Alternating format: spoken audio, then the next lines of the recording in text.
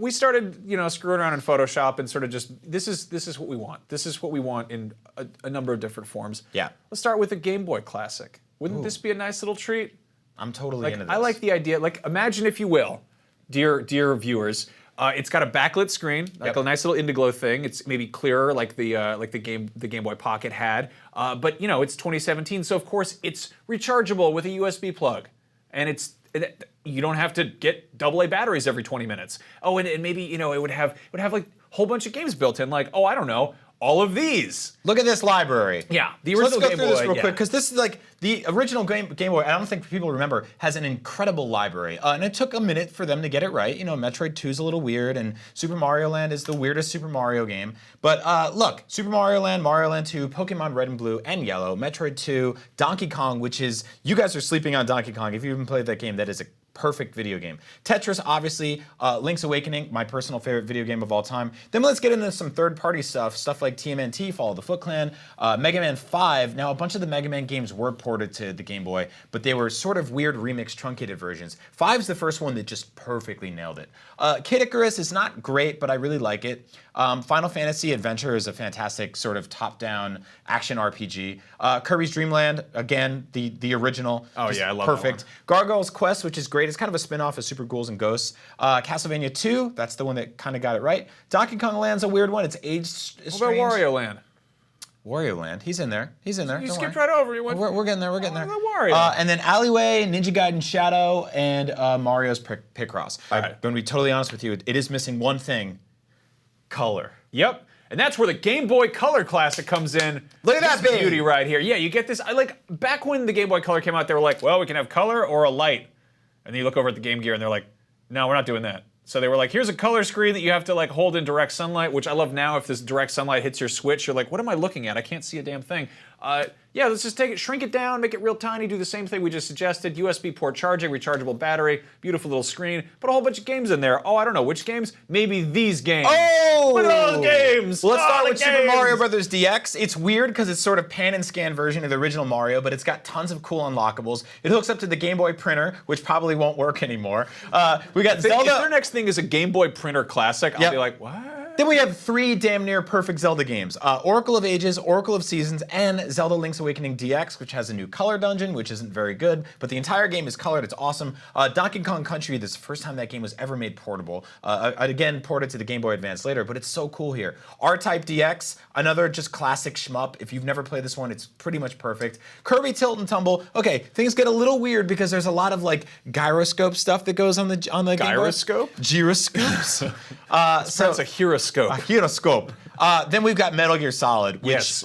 first of all, one of the first games that IGN ever gave a 10 to. Second of all, one of the hardest games to buy boxed, complete. It's incredibly rare. I mean, it's weird that that's E-rated. I guess you couldn't really put a lot of blood on that little tiny screen, but that's Ghost Babel. That's a Metal Gear game. Dude, that is like a perfect top-down Metal Gear game. Yeah. I think it's the best top-down Metal Gear game. The fact that you've got Castlevania 3 on the Super NES Classic gives me a ton of hope that if we ever see a Game Boy Color Pocket Classic, whatever the hell they're calling it, that we get this on there. Yeah. So then we've got Pokemon Pinball, which is a fantastic pinball game. Obviously, Nintendo's made a lot of pinball games to varying degrees of success. Mario Pinball on the GBA was not good. Metroid Prime Pinball is pretty cool. Pokemon Pinball is awesome. Then we've got 2 Pokemon games over here, Silver and Gold, so you can do your trading. Tetris DX, which is basically a remake of the original, but with rocket ships. Wario Land 3, I love that one. Kind of perfect platforming That's the game. one where you can't die, you just get weird disorders and Yeah, stuff. you just get sick, but you it's get fun. you start throwing up or you catch fire and you wind up 3 screens back and you're like, what was that? Yep. Dragon Warrior 3, which is, again, just a fantastic top-down RPG. Pokemon trading card game, which I think people have been wanting. Now, here's the thing. You're going to have to make some concessions here and some updates. This is going to have to work wirelessly for trading for a bunch of other games, right? Yeah. They'll have to be the first of the classic line here to communicate with each other. I mean, that's what I was saying just a minute ago. Is maybe you just if this fictional device that we are literally just wishing existed if it did in fact have a USB port, it could also have an IR thing like the Game Boy Color did, Yeah. or maybe just a little USB cord that you plug into your friend's game. So yeah, shrink that down too. We already got the Game Boy Micro, which is one of my favorite handhelds ever. Yep. Just make that, but make it atomic purple with the round sides and you know, again, all the stuff we just said. I like those big buttons you gave it. Look at the big buttons. That'd be so nice, little big buttons. I like big buttons, and I cannot lie. I like big. Yeah. Anyway. Well, let's get into the library. Yeah. This is a really tough one to narrow down. Because, like, really, honestly, you're looking at this image, and right off the bat, you're saying, you didn't put in something else, right? Yeah. So let's go through. There were 2 Metroid games on the system, Fusion and Zero Mission. One's original, one's a remake. They're both pretty much fantastic. Zero Mission is infinitely better, though. Zelda Minish Cap, which was made by Capcom. Yep. It's the only original Zelda game on the system, but it's so good. Max, this is one of your favorite games. That's one of my favorite games, period. That's like, I know it's not right, but that's like neck and neck with Link to the Past for me. Yeah. I love that game so much. Maybe you like your RPGs to be a little more Mario and Luigi infused, so we got Mario and Luigi over here. There were 3 GBA Castlevania games.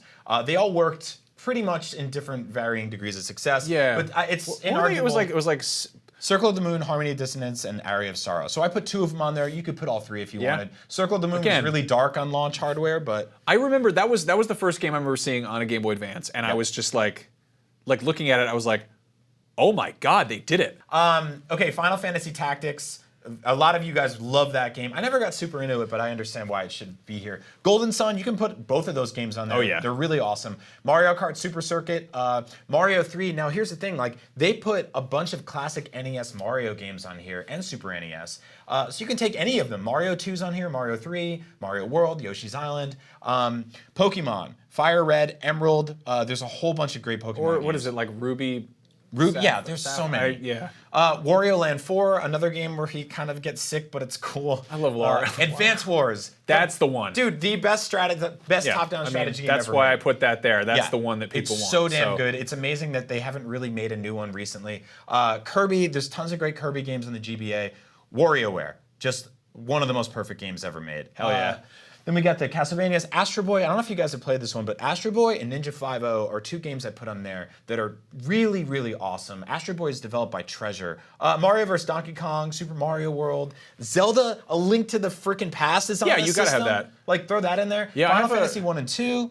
Mario Golf, and Fire Emblem. There you and go. again, the weird thing too is if you download an entire ROM set, which you shouldn't because it's piracy, but I don't care either. A bunch of the games in there are old cartoons, but like they're like really ripped, like low poly YouTube FMVs. Yeah. Yeah, it's a good I time love to be that. alive.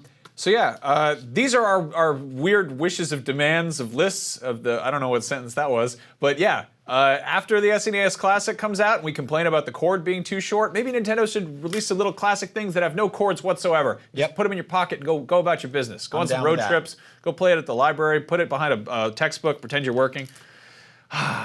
Oh, hi there. Thanks for watching our video about the SNES Classic and hopefully the Game Boy Classic. If you like that, you'll love our video on these retro video game art books. And after that, check out our video about Switch Colors games we wish existed. Thanks for watching Up at Noon.